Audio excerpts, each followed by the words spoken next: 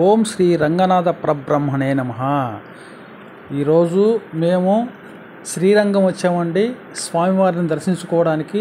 ఈ సందర్భంగా నేను ఈ యొక్క దేవాలయం యొక్క విశిష్టతను గురించి, ఎలా దీని యొక్క చరిత్ర గురించి నేను ఈరోజు వివరిస్తానండి మీకు. ఓకేనా? రైట్. శ్రీ వైష్ణవ కేంద్రాలు 108 ఉన్నాయండి. అతి శ్రేష్టమైనది శ్రీరంగం క్షేత్రం. ఈ 108 దివ్యక్షేత్రాలు ఒక వృక్షం లాంటిదైతే ఆ వృక్షానికి వేరు లాంటిదే శ్రీరంగం. ఈ వృక్షానికి జలము పోస్తే ఆ జలము వేరు ద్వారా వృక్షము పూర్తిగా పాకినట్లు శ్రీరంగం ఒక్కటే దర్శనం చేసుకుంటే 108 పుణ్యక్షేత్రాలు దర్శించినంత ఫలితాన్ని లభిస్తుందని పెద్దలు చెప్పిన మాట అండి ఇది. త్రేతాయుగంలో ఇక్ష్వాకు వంశరాజు వల్ల బ్రహ్మదేవుని వద్ద లభించి పూజించి వచ్చిన శ్రీరంగ విమానం శ్రీరాముని వల్ల విభీషణుడికి ప్రసాదించబడింది. శ్రీరాముని వద్ద నుండి శ్రీరంగ విమానము పూజా పత్రములు మొదలగునవి తీసుకుని విభీషణుడు శ్రీలంకకు బయలుదేరే సందర్భంలో కావేరీ నది వచ్చింది మధ్యలో.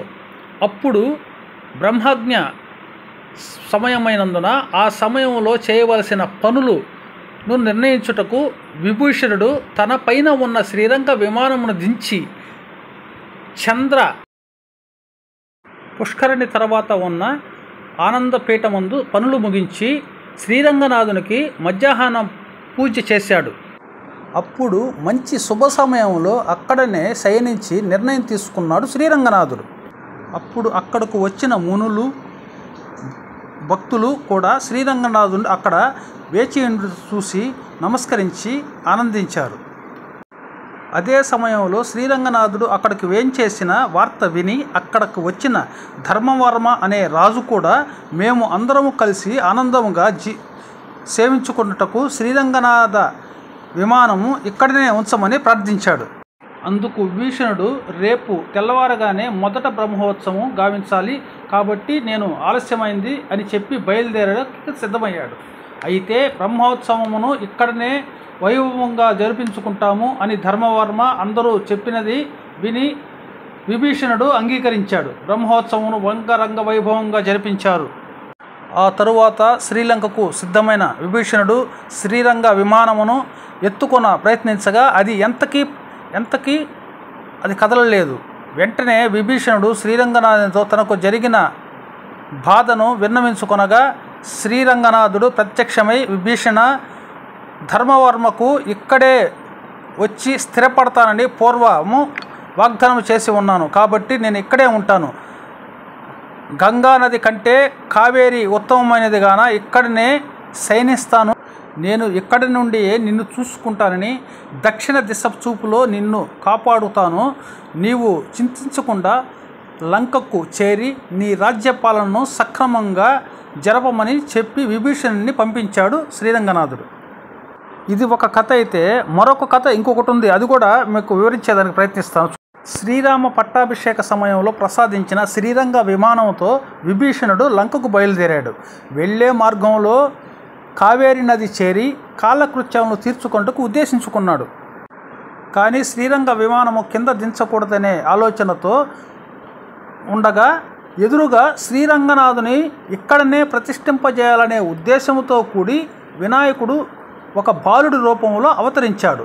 ఈ బాలుడిని చూచిన విభీషణుడు తన కాలకృత్యములు ముగించుకుని వచ్చే వరకు శ్రీ విమానమును కింద పెట్టకుండా చూసుకోమని చెప్పి కోరగా వినాయకుడు అటలనే అని విమానమును తీసుకున్నాడు. విభీషణుడు వెళ్ళిన పిదప విగ్రహాన్ని భూమిపై ఉంచి వినాయకుడు పరిగెత్తడం మొదలుపెట్టాడు. ఇది చూసిన విభీషణుడు వెంటనే పరిగెత్తగా వినాయకుడు దగ్గరలో ఉన్న తిరుచీపురం కొండపైకి ఎక్కాడు. విభీషణుడు కూడా ఆ కొండపైకెక్కి బాలుని వచ్చిన వినాయకుని తలపై ఒక మొట్టు మొట్టాడు. అప్పుడు ఆ బాలుడైన వినాయకుడు సాక్షాత్కరించి శ్రీరంగ విగ్రహాన్ని ఇక్కడే ప్రతిష్ఠించజేయడానికే ఈ నాటకం ఆడానని చెప్పి ఆ విధంగా శ్రీరంగనాథుడిని శ్రీరంగంలో అవతరించేదానికి ప్రధాన కారణమయ్యాడు శ్రీ వినాయకుడు. మొట్టమొదట ఇక్ష్వాకు మహారాజు వల్ల భూలోకమునకు వచ్చారు. తదుపరి చోళరాజు అయిన ధర్మవర్మ వల్ల కావేరీ నది ఒడ్డున అవతరించి నేటి వరకు కూడా శ్రీరంగనాథ స్వామి భక్తుల్ని కాపాడుతూ ఆనందం పొందుతున్నాడు. అనేక మండపాలు, భారీ ఎత్తున గోడలు, గోపురాలను కట్టించాడు ధర్మవర్మ. 5000 సంవత్సరాలకు పూర్వం కట్టబడిన ఈ దేవాలయమును చోళ, పాండ్య, హోయసాల, విజయనగర రాజులు మరియు నాయక్ రాజుల వల్ల అభివృద్ధి చెందింది. అయితే మొఘల్ చక్రవర్తి అయిన మాలికాపూర్ మహమ్మద్ బిన్ తుగ్లక్ వారులు దోచుకొనుటతో క్షీణించసాగింది.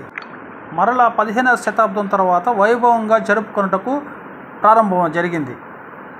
ప్రకృతి రమణీయతతో కూడినటువంటి ఆలయమే శ్రీరంగనాథ పట్టణం. కావేరి, కొల్లిడం అనే ఉభయ నదుల మధ్య అమరైన పుణ్య ద్వీపం శ్రీరంగం.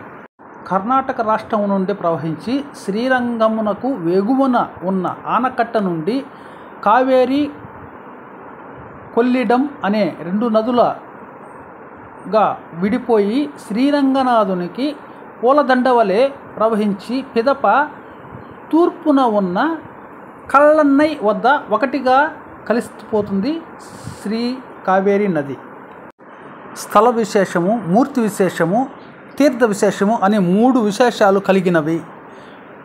మిగతా క్షేత్రాల్లో ఈ మూడింటిలో ఏదైనా 1 లేదా 2 మాత్రమే ఉండబడతాయి.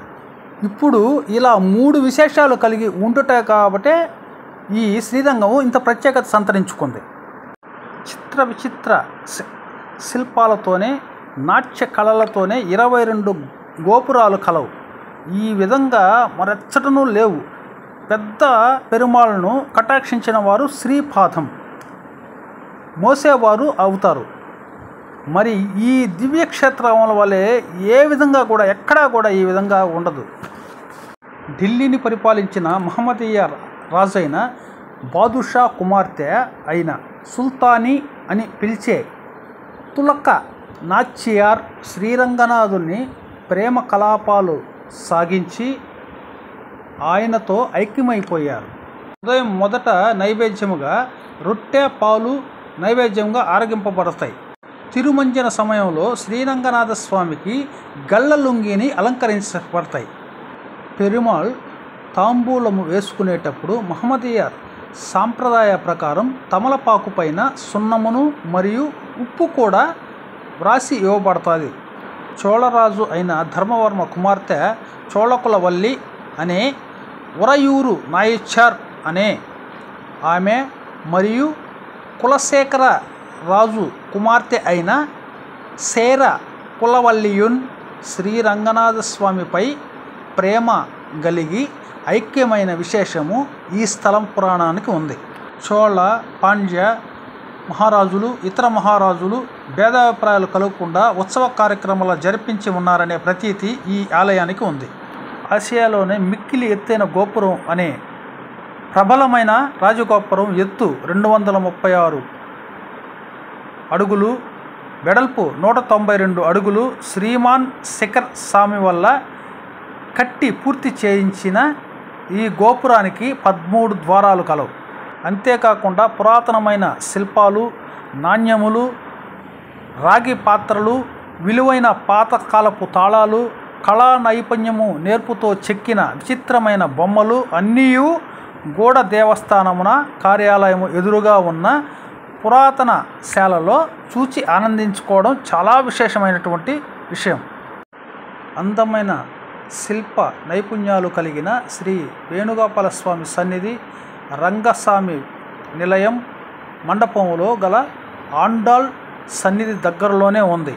అందమైన నైపుణ్యాలతో, కళా నైపుణ్యాలతోనూ కలిగి 8 స్తంభములు, 1000 స్తంభాల మండపములకు ఎదురుగా గల శేషనాయర్ మండపంలో ఉన్నది. అచ్చట దశావతారము శిల్పాలు గలవు. దీనికి దగ్గరలో ప్రసిద్ధి చెందిన తెల్ల గోపురం కూడా ఉందండి. అదేవిధంగా ఇక్కడ గరుడాల్వార్ సన్నిధి కూడా ఉందండి. ఈ గరుత్మంతుడును శ్రీ రంగనాథ స్వామిని సత్యలోకమునకు తీసుకుని రమ్మని బ్రహ్మదేవుడు పంపించినాడు. అందుచేతనే పెద్ద దేహముతో అతి గాంభీరముగా శ్రీరంగం వచ్చిన గరుత్మంతుడు శ్రీ రంగనాథ స్వామిని దర్శించి అతి వినయముతో సత్యలోకమునకు రావలసినదిగా కోరుకున్నాడు. అంతటా ఆ స్వామి భక్తులపై గల ప్రేమాభిమానముల చేత ఇక్కడి నుండి వెళ్ళుటకు ఇష్టపడక అలా కూర్చో వస్తా గరుత్మంత అని ఆజ్ఞాపించి లోనికి వెళ్ళారు స్వామి. అంతే గరుత్మంతుడు ఆ రోజు నుంచి ఈ రోజు వరకు అక్కడనే కూర్చుని భక్తులకు దర్శనమిస్తున్నాడు అనేది ప్రతీతి ఇక్కడ. అంతేకాకుండా ఈ సన్నిధికి వెలుపల వాలి సుగ్రీవుల సన్నిధులు కూడా ఉన్నాయి. ఏది ఏమైనా కూడా మేము శ్రీరంగం వెళ్ళి శ్రీ స్వామివారిని దర్శించుకోవాలనే ఉద్దేశంతో మేము ఈరోజు శ్రీరంగం వచ్చామండి. అలాగే శ్రీరంగంలోకి వెళ్ళాము, మేము శ్రీరంగనాథ స్వామిని దర్శించుకున్నాము. ఈరోజు మా జన్మ ధన్యమైందని భావిస్తున్నాం. అలాగే ఇక్కడ నుండి మేము మరలా జంబుకేశ్వరం వెళ్తున్నామండి. జంబుకేశ్వరంలో ఉన్న పరమేశ్వరుని దర్శించుకొని మళ్ళీ కూడా ఆ వీడియోను కూడా మళ్ళీ ఇంకొక వీడియోలో పెడతానండి. ఈ ప్రపంచంలో ఉన్నటువంటి దేవస్థానాలలో అతి పెద్దదైనటువంటి దేవస్థానం శ్రీ రంగనాథ స్వామి ఆలయం. అది శ్రీరంగంలో మాత్రమే ఉందండి. అందువల్ల నేను ఇక్కడికి వచ్చి దర్శించుకున్నాను. మీరు కూడా ఇక్కడికి వచ్చి ఈ స్వామివారిని దర్శించుకొని చరితార్థులు అవుతారని నేను ఆశిస్తున్నానండి. అలాగే ఈ వీడియోకి ముందుగా నేను చిదంబరంకి వెళ్ళి శ్రీ నటరాజస్వామి ఆలయ విశేషాల గురించి ఆ వీడియోలో చెప్పుకున్నానండి. దయచేసి దాన్ని కూడా మీరు చూసి ఆదరించండి. నేను చూసిన క్షేత్రాలని మీతో పంచుకోవాలనే ఉద్దేశంతోనే నేను ఈ వీడియోలు చేస్తున్నానండి. దయచేసి నాలో ఏదైనా తప్పులుంటే క్షమించమని మనస్ఫూర్తిగా మిమ్మల్ని కోరుకుంటున్నానండి. ఓం శ్రీ రంగనాథ పరబ్రహ్మణే నమః. ఓం శ్రీ రంగనాథ పరబ్రహ్మణే నమః. ఓం శ్రీ రంగనాథ పరబ్రహ్మణే నమః. ఇక్కడి నుండి బయలుదేరి శ్రీ జంబుకేశ్వర ఆలయానికి వెళ్ళి అక్కడ ఉన్న శ్రీ మహాశివుడిని దర్శించుకొని అక్కడ ఉన్నటువంటి విశేషాలు, శ్రీ అఖిలాండేశ్వరి జంబుకేశ్వర చరిత్ర గురించి కూడా మనం తెలుసుకునేదానికి ప్రయత్నం చేస్తామండి. ఓకేనా?